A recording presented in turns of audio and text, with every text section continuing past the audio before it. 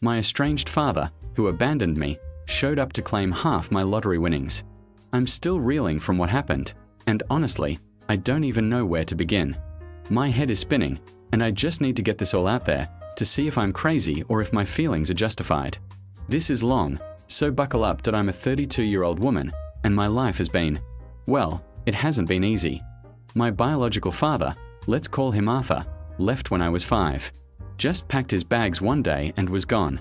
No note, no goodbye, nothing. My mother was devastated, and she struggled for years. We ended up moving in with my maternal grandparents, who were saints, honestly. They helped raise me, financially and emotionally. My mother eventually remarried a wonderful man, David, who adopted me when I was 10. David is, to me, my real father. He's been there for every single milestone, every scraped knee, every heartbreak, every success. He taught me how to ride a bike, helped me with my homework, walked me down the aisle at my wedding. He's the gold standard of what a father should be. Arthur, on the other hand, was a ghost. For years, there was nothing. No birthday cards, no Christmas gifts, no attempts at contact. My mother tried for a while to get child support, but he just vanished off the face of the earth. We heard rumors through distant relatives that he'd moved to another state, started a new family, and was living a completely different life. It hurt, deeply, as a child, wondering why I wasn't enough, why he didn't want me. David filled that void, but the scar of abandonment never truly faded. Fast forward to about 6 months ago. My life was pretty ordinary. I work as a graphic designer. My husband, Mark, is a software engineer, and we live a comfortable, if not extravagant, life. We've been trying to save up for a down payment on a house, and it's been a slow grind. Then, out of nowhere, I bought a lottery ticket. It was a spur-of-the-moment thing. I rarely play. And I won. Not a small amount either. I won $20 million. I was in complete shock. Mark and I checked the numbers a dozen times, our hands shaking. We couldn't believe it. We decided to take the lump sum, which after taxes, amounted to around $12 million. We were ecstatic, overwhelmed, and a little terrified. We immediately consulted with financial advisors and lawyers to make sure we handled everything responsibly. We planned to pay off our debts, buy a house, set up college funds for future children, and invest wisely. We also planned to help my mother and David, who have done so much for us, and my grandparents, who are getting older. We decided to keep the news quiet for a while, just until we had everything sorted out. We told my mother and David, of course, and my grandparents. They were overjoyed for us, but also understood the need for discretion.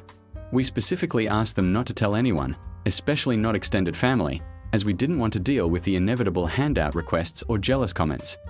However, secrets have a way of getting out, especially in small towns, even if we had moved away from my hometown. My mother, in a moment of excitement, mentioned it to her sister, my Aunt Carol, asking her to keep it confidential. Aunt Carol, bless her heart but not known for her discretion, apparently told her hairdresser, who then told her neighbor, and the news started to spread like wildfire. Within a month, it seemed like everyone in my mother's extended family knew. The calls and messages started almost immediately.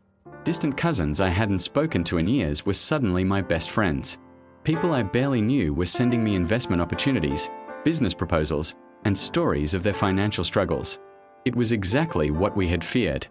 We politely declined most requests, offering small, reasonable gifts to immediate family members who truly needed it, but we were firm about not just handing out large sums of money. Then came the message I never expected. An email from an address I didn't recognize, with the subject line, "Your father." My heart sank. I knew, just instinctively, who it was from. It was from Arthur. He wrote a long, rambling email, full of platitudes and what felt like forced sentimentality. He said he'd heard about my good fortune and how happy he was for me. He talked about how proud he was of the woman I'd become, even though he had no part in it. He said he'd always thought about me, always loved me, and regretted not being in my life. He ended the email by saying he wanted to reconnect and make up for lost time. He also subtly, almost as an aside, mentioned he was going through a difficult financial period and that a small gesture of support would mean the world to him. I showed the email to Mark, my mother, and David. My mother was furious. David was calm but clearly upset. Mark was just bewildered. They all agreed I should ignore it. This man, who had abandoned me without a second thought, was now crawling out of the woodwork because he heard I had money. It felt disgusting, opportunistic, and deeply insulting that I debated for days. Part of me, the little girl inside, still yearned for a connection with him, for answers, for an apology. But the adult me, the one who had been raised by David, knew this wasn't about me. It was about the money. I decided to ignore the email. I deleted it and tried to move on. That was about a month ago. I thought that would be the end of it. I was wrong. Last Saturday, Mark and I were having a quiet evening at home. We were relaxing, watching a movie, when there was a knock on the door. It was unexpected, as we weren't expecting anyone. Mark looked through the peephole, and his face went blank. He turned to me, his eyes wide. "You're not going to believe this," he whispered. "It's Arthur." My stomach dropped. My heart started pounding. He had found our address. How? I had no idea. We hadn't told anyone our new address after we bought our house. I assumed he must have gotten it from some distant relative, or maybe even hired a private investigator. The thought sent shivers down my spine that I didn't want to open the door, but Mark, ever the rational one, said we should probably hear him out, just to get him to leave. So, with dread in my heart, I opened the door. There he stood, a man I hadn't seen in 27 years. He looked older, thinner. There were lines on his face I didn't recognize, and his hair was mostly grey. He had a nervous smile, and his eyes, which I vaguely remembered as being blue, darted around uncertainly. "Hello, my name," he said, his voice a little shaky. It's good to see you." I just stared at him, unable to speak. All those years of pain, of wondering, of resentment, came flooding back. "Can I come in?" he asked, trying to push past me. "No," I said, finding my voice, my tone cold. "What do you want, Arthur?" He flinched at the use of his first name. "Well, I just wanted to see you, to talk, to explain things." "Explain what?" I retorted, feeling a surge of anger. "Explain why you walked out on a 5-year-old child and never looked back. Explain why you never sent a card, never called, never tried to be a father." He looked down at his shoes, then back up at me, his eyes wide and pleading. "I know I made mistakes, big mistakes, and I've regretted them every day. I was young, stupid. I wasn't ready for fatherhood." "You were 27, I said, my voice rising. "Old enough to know better.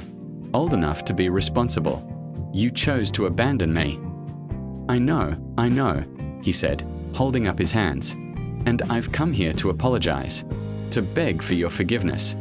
I've heard about your good fortune, and I truly am happy for you." He paused, and then the real reason for his visit slowly started to unfurl. "But, well, I'm in a bit of a bind. I lost my job, my current wife. Well, she left me. I've lost everything. I'm homeless, my name. I have nowhere to go." My heart, despite my anger, gave a tiny pang. Homeless. This man, my biological father, was standing on my doorstep, claiming to be homeless. "And what does that have to do with me?" I asked, trying to keep my voice steady. He took a deep breath. "Well, you've won all this money. And, well, legally, I'm still your father. I'm your biological parent. And in some states, a biological parent is entitled to a portion of their child's inheritance or sudden wealth, especially if they are in financial distress." My jaw dropped. I stared at him, completely aghast. He wasn't here to apologize, not really. He was here to claim a piece of my lottery winnings. He was using the fact that he was my biological father as a weapon. "Are you serious?" I finally managed to sputter out. "You abandoned me, disappeared for decades, and now you think you have a claim to my money because of some technicality." "It's not a technicality, my name," he said, his voice becoming firmer, less apologetic. "It's the law, and I've spoken to a lawyer. He said I have a strong case, especially given my current circumstances. He said I could probably get, well, he mentioned a figure, something like half. Half of $12 million. $6 million. For a man who had absolutely nothing to do with raising me, with supporting me, with loving me. For a man who had caused me so much pain. Mark, who had been standing silently behind me, stepped forward. "Get off our property," he said, his voice low and dangerous. "You have no claim to anything here. You forfeited any rights you had as a parent the day you walked out on her." Arthur scoffed. "And who are you?" "Her husband. You have no say in this. This is between me and my daughter." "I am her husband," Mark said, his eyes blazing. "And I am telling you to leave. Now, or I will call the police." Arthur hesitated, then looked at me. "You don't want to make this difficult. My name. We can settle this amicably. Just give me a reasonable amount, enough to get back on my feet, and I'll leave you alone. Otherwise, my lawyer will be in touch, and it will be a much messier, more public affair." He paused, a smug look on his face. Imagine the headlines. "Lottery winner sued by homeless father she abandoned." My blood ran cold. He was trying to manipulate me, to shame me into giving him money. He was painting himself as the victim, and me as the heartless daughter. "You have 5 seconds to get off my property," I said, my voice shaking with rage. "Or I will call the police myself, and I will get a restraining order. You are not my father. David is my father. You are nothing to me." He stared at me, then at Mark, then back at me. The smugness slowly faded, replaced by a flicker of fear. He must have seen the absolute fury in my eyes, the unwavering resolve. "This isn't over," he mumbled, turning to leave. "Oh, it's absolutely over, Arthur," I called after him, my voice surprisingly steady. "And if your lawyer tries anything, he'll be hearing from mine. And mine is better."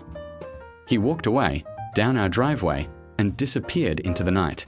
Mark immediately called the police, not to report a crime, but to document the encounter and to ask about our options for a restraining order. They advised us to keep all communications, and if he tried to contact us again, to inform them immediately. Since then, I've been a wreck. I've been having trouble sleeping, and I keep replaying the conversation in my head. Mark has been amazing, comforting me and reassuring me that we'll fight this if he tries to take legal action. My mother and David are also furious and ready to support me however they can. My mother even mentioned she kept all the old child support documents, proving his abandonment, but the fear lingers. The fear that he might actually have a legal claim, however tenuous. The fear of a public battle, of my private life being dragged through the mud. The fear that this man, who chose to have no part in my life, can now try to insert himself into it because of money. Am I overreacting? Is there any truth to his claim about a biological parent being entitled to a child's wealth? I feel sick to my stomach just thinking about it. I worked hard for what I have, even if the lottery was luck. I survived his abandonment, built a good life, and now he wants to swoop in and take half of what I've been blessed with. It feels like a violation, a betrayal, and an ultimate insult. I just need some perspective, some advice. What do I do? How do I protect myself and my newfound security from this predator?